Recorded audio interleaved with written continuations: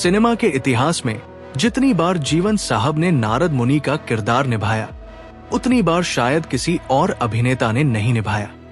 कहा जाता है कि उन्होंने लगभग 60 से 61 फिल्मों में नारद मुनि का किरदार निभाया था। एक इंटरव्यू में उन्होंने खुद बताया था कि उस समय तक वे 49 बार नारद मुनि बन चुके थे।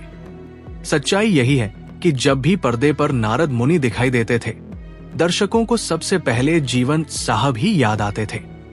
एक बार तो एक अखबार ने यहां तक लिख दिया था कि अगर स्वर्ग से स्वयं नारद मुनि धरती पर आ जाएं, तो लोग उन्हें तब तक असली नारद नहीं मानेंगे जब तक वो जीवन साहब की तरह नारायण नारायण न बोले। लेकिन दोस्तों, क्या आप जानते हैं कि जीवन साहब कभी अभिनेता बनना ही नहीं चाहते थे? उनका सपना तो कुछ और था।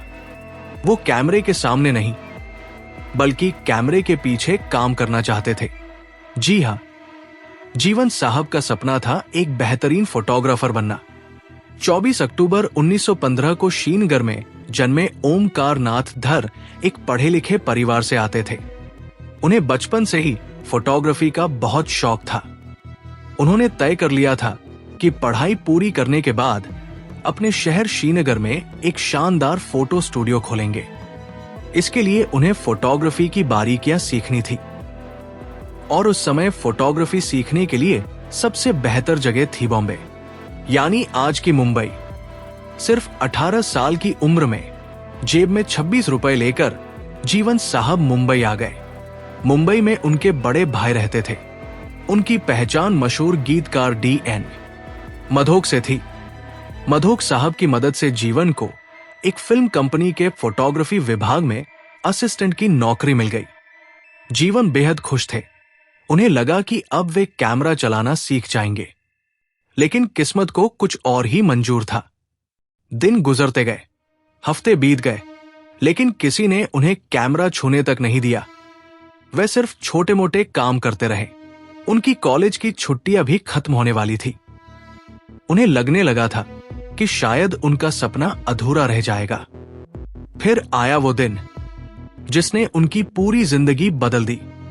एक दिन उन्हें 2 प्लाईवुड रिफ्लेक्टरों पर सिल्वर पेपर चिपकाकर सुखाने का काम दिया गया।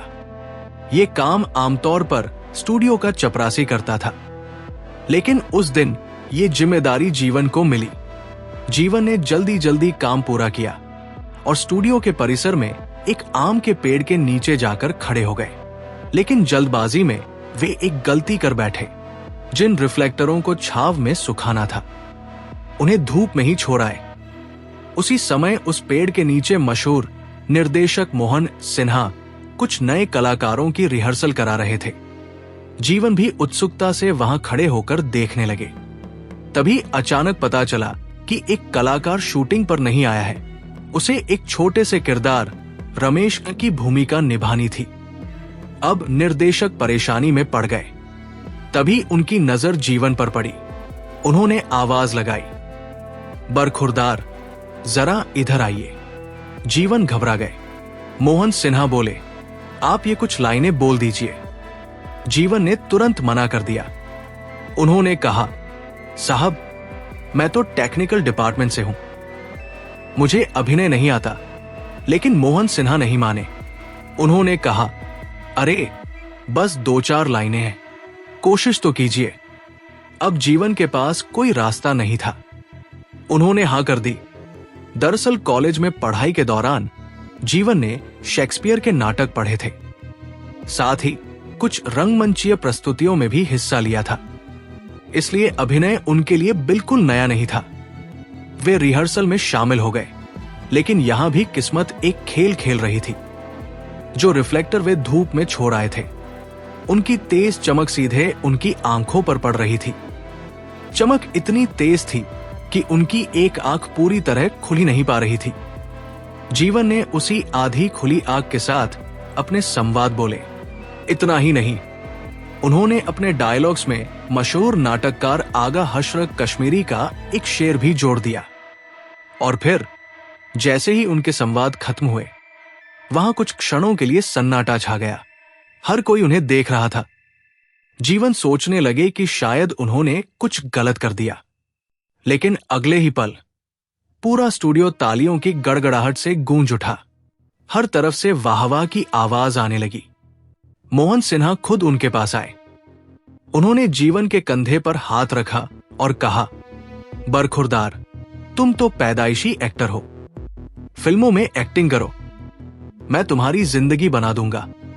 छोड़ो ये फोटोग्राफी।